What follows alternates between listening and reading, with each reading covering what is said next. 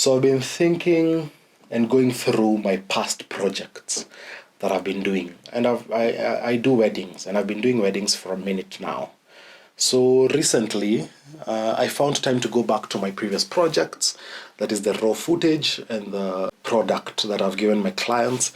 And I was doing that to check on what I can better, what can I do, give the next client better than my before client. And there are a few things that I've come up with, that I found it a bit good that I may do to better SC Media. And the small things that I've scribbled down, like when majorly in a weddings, there are things that don't lack, like walking down the aisle, like giving each other rings or whatever particulars, maybe bracelets or whatever particulars you're going to give each other as a couple. So those are the things that I saw as a videographer that you can better and make it great. And let's start with giving each other rings. So there are three major shots that I found that will be more appealing to give. Three major shots. One will be the wide frame shot. In the wide frame, let's take a church type wedding, for example. That is where there's a priest or an officiator, the bride and groom, and their best couple. So the wide shot frame will be in the middle where the officiator will be. Sometimes it's never symmetrical, but we pray and wish and hope that it becomes symmetrical. But yes, some preachers, you can direct them and they will listen, some won't. But yes, the priest, the couple that is being one that day, and their best couple, the best one, the best bride. And then you on this opposite side. So you will take the entire frame. If there will be light in the back, the better. If there will be anything in the background, the better. But that's why I advise you go early, check how the environment is, do your thing, then place your stand. That's why I said it is possible for you to direct the officiator. Most of them are great. They understand you're accomplishing a lifetime thing for the couple, so they will listen to you and understand. Yes, you want me to stand here, they will stand there. And you have the right to direct or to direct the entire thing so that it may be the best that you can give. That is camera one. And that camera will take the wide shot. Camera one, wide shot. Camera two, detail shot. Camera two, detail shot, that is.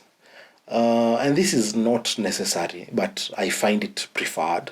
Detail when the bride or groom are giving each other rings or whatever ornaments or whatever things that they're giving each other, when they're reading their vows on a paper, you focus. This camera 2 focuses on the detail, focuses on the ring that they're placing on each other, focuses on the vow maybe he or she is reading, focuses on the small minute detail that will overlay quite well on the big frame, quite beautifully on the big frame.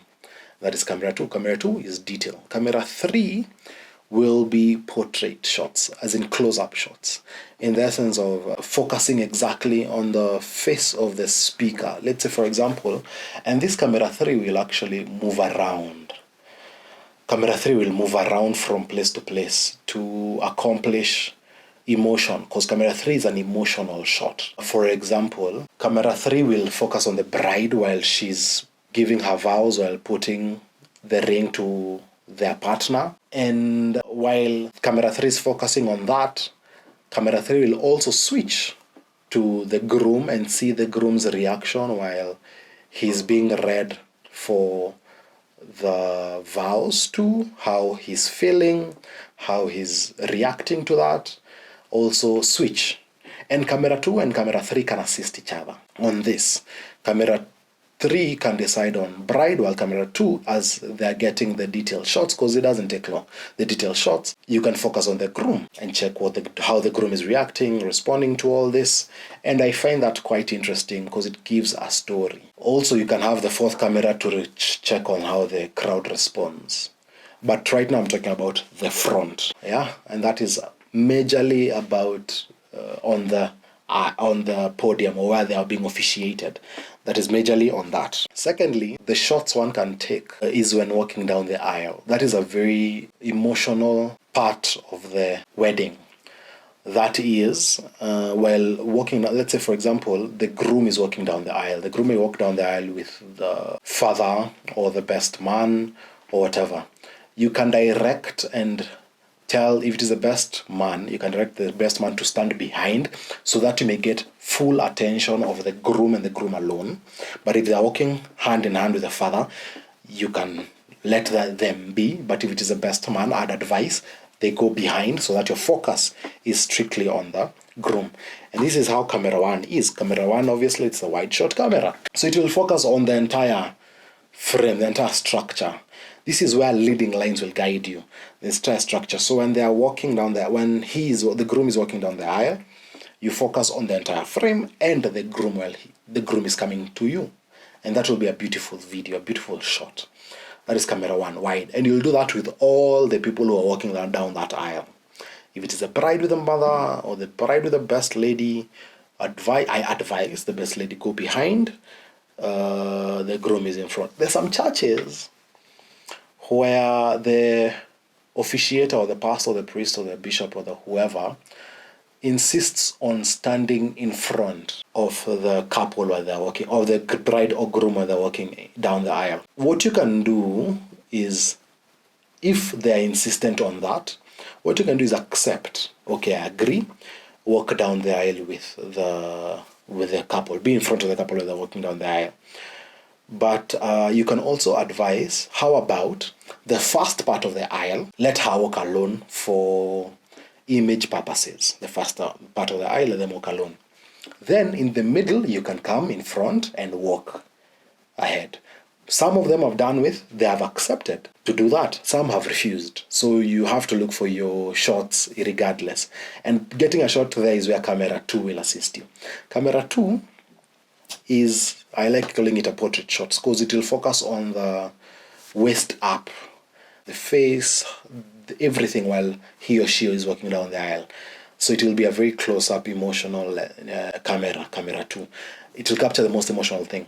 And this is where, if the officiator is going in front, camera 2 will guide to get now the frame of the person who's walking down the aisle. And the third one where it's not necessary is camera 3. Camera 3 as well, detail shots, where if it is a groom walking down the aisle, we'll focus on the lapel or the flowers or the detail that they're having.